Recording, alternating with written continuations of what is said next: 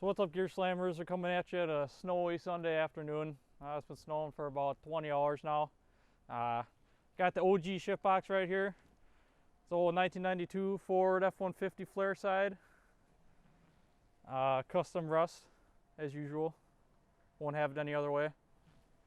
We're just going to take you a tour around the vehicle, show you some of its quirks and features that have been added over the years by not people but nature itself.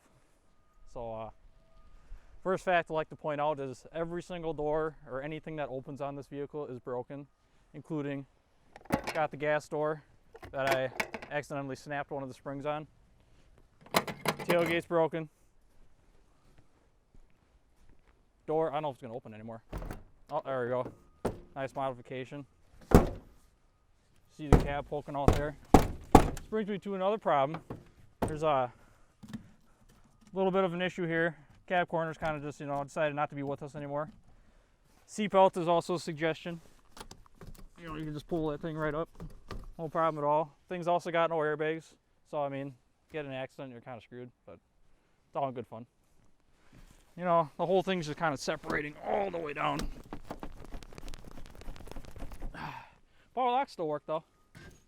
Bring over to the other side. Just gonna sit there.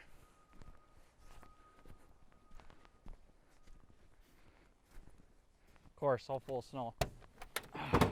This side cab corner's not as bad. It got worse over time. Oh yeah. It's actually a lot worse than I saw it before. Either way. Got the old rust cover here. Custom floor pan job done by Mother Nature herself. Whoop, there a piece just fell off. That's new. Same thing, seatbelt on this side. Ain't really gonna do you much good there. So yeah. Oh man. This is a lot worse than what I saw last time. This thing just keeps falling apart. That's just gonna, chill in there.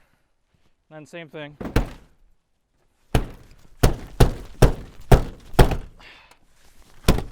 Uh-oh. Come on. There we go. Then our final opening and closing part of the truck. You got the old hood. She's popped up a little bit. Held down by the good old ratchet straps on both sides. So what happened was the cab sagged so much that the hood does not line up anymore. The latch and the part on the hood are about an inch off, and the hood's adjusted all the way. It sags so much that it just won't close anymore. So that's the only way to close it. So, some people like to name their vehicles. I'm just kind of this way or that. I don't really care too much about that. But for this one, call it Rodknock Express. Got the nice sticker right there, custom made. Got some ice on it. Because when I bought this thing, it had some pretty decent rod knock on the bottom end of the motor. It's knocking harder than a Jehovah's Witness on a Saturday morning.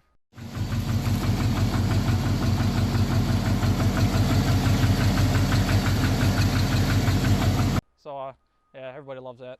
So, anyway, I scoured the internet for some motors and didn't really find too much. Then one of my friend's stepdads had one from one of his old Fords. It's from '94. He's like, yeah, I'll sell it to you for a pretty decent price. Comes with a two-wheel drive trans. That I don't remember what was wrong with it. Either the reverse worked or the reverse was the only thing that didn't work. I don't really remember. But anyway, swap that in there. Now she's good to go. And I've been beating the crap out of it ever since. Just threw the motor in, didn't check spark plugs, nothing. Runs great. Burns a little bit of oil sometimes, but all in all, it's pretty good. So one of the other custom modifications that I did was to put a 3-inch exhaust cutout on it right below the downpipe. There was like 3 different sections of pipe in there before, so I just took out the middle section, got some adapters from the local auto parts store, and slapped that in there. And it's off remote control too, so that's pretty nice. So you can just open and close it as many times as you want. So you can have it super loud and shoot massive flames.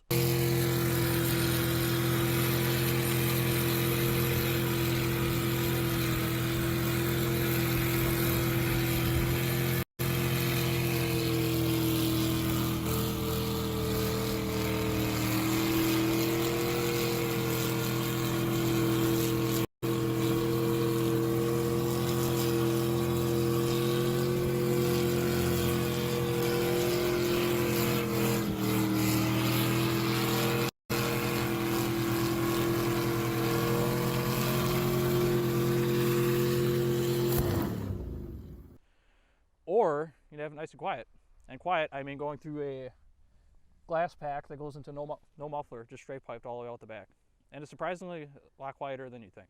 So when we did the engine swap, it was pretty difficult to get the engine out because they had to pull it straight up, and their cherry picker didn't have a long enough boom on it. So what I did was I took the front bumper off, and instead of taking this fascia off right here, which, you know, of course everything is rusted tight and it was just gonna be a huge pain, I was like, you know what, screw it. Take the tin snips, just cut right in here.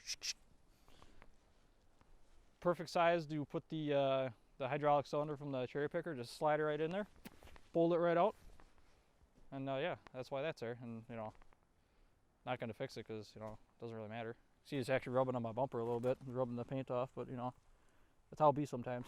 All right, so I think the last pretty, you know, big custom modification that Mother Nature decided to do, or the salt trucks, as a matter of fact, keep blowing holes in my ship. So you can see where things are supposed to sit. Of course, it's kind of hard because there's just, you know, a whole bunch of snow and ice on this thing from the foot of snow I got in the past day. But you can see, you know, how drooped down this is. This is just kind of flapping in the wind, you know. Fender liner is just, eh. This is supposed to sit up here, but the cab mount decided to not be with us anymore, and, you know, the floor decided to collapse on this side, so she's just kind of sagging a little bit. Yeah, so this is where the cab's supposed to sit, or the fender is. I don't know if you noticed before, say about here-ish. So Mother Nature, you know, did his thing, and then this is what it did. Yeah. I wonder if we can get her to. Oh yeah. Oh, you can. Oh no. Look at that. Look how much that flexes this fender. Oh. Didn't used to do that before. That's new. Anyway, but yeah. And then I blew out this right front shock, or left front shock here. I jumped it in the driveway a couple times back in summer. Heard a loud bang and blew out the seal, and fluid went everywhere. I was like, oh, I thought I broke something else, but it was just a shock. When I go down the road, it just kind of likes to hop around like that and starts pulling the whole front end of the truck around, so it makes it a little interesting. You got to think ahead a little bit when you drive this. And power steering don't work anymore. I think the cab mount collapsing has something to do with that, because all my power steering fluid leaked out of the steering gear, one of the seals, and I'm pretty sure the side of the cab's being held up by the steering shaft at the moment. Because when you turn it, it binds up a lot, and I think it got a lot worse since the cab sagged a lot worse. So I'm feeling that put a lot of pressure on the seal, and I puked out all my power steering fluid out the steering gear. Now there's no power steering. But hey, I'm not gonna fix it. Why do I care? It's not really worth it. But maybe it is. I don't know. Still debating what I want to do. I'm probably going to end up doing a cab swap. This truck actually does mean a lot to me. I've had it for, what's it been, 2 years, I think? It's been 4? Really? Oh, I guess I had this longer than I thought. Either way, though, it's a really good truck. I had a lot of good times with my friends and hauling stuff around, and it's honestly never let me down, I do have to say. Except for the 2 starters I put it at, but that was pretty easy. But, yeah, I'm thinking about doing a cab swap over the summer with some friends, just to kind of keep it around. Also kind of toying around with the idea of putting a car body on it, like some big boat from the 70s or 60s, if we could find one at the junkyard somewhere. I don't know, it's kind of up in the air, but definitely don't want to see this go anywhere though. Also toying around with the idea of maybe making it an off-road rig after doing the cab swap, maybe swapping the front axle for a solid front end versus the independent that it's got now. But yeah, I have to see how she goes. I'm not really sure. Then again, I'm in no rush. Other than that though, I mean, yeah. And the 4-wheel drive still works, which is awesome, especially in the wintertime. So as much of a piece of junk that this thing looks at, I mean, the frame is actually really solid. Like, I'm impressed. There's actually still some undercoating on the, like, the inside of the C-channel on the frame toward the rear. And I mean, I inspected it pretty well, and there's no problems with it I can find. This is literally just a cab. Runs and drives fine. Couple leaks, but it's to be expected. But yeah, it's definitely not going anywhere anytime soon, I tell you that. Probably not gonna get rid of it. Well, right now I'm probably never gonna get rid of it. It's gonna be something to look back on in the future years. It's gonna be a lot of fun. That's what it's all about though. So yeah. Anyway, I think that pretty much sums it up. I'm probably forgetting a few things, but there's so much character that this has. I mean, it's hard to remember everything that it does until you look at everything. So either way, thanks for watching. You know, like, comment, and subscribe. I'd like to hear what you guys have to say in the comments. It's always appreciated. See what your thoughts on things are. Comments on the video, how we're doing, things like that. Always appreciated. So other than that, I don't know if the snow is going to stop anytime soon or just going to keep going. I don't know. It's snowing longer than it said it was supposed to, but you know, it is what it is. I don't care.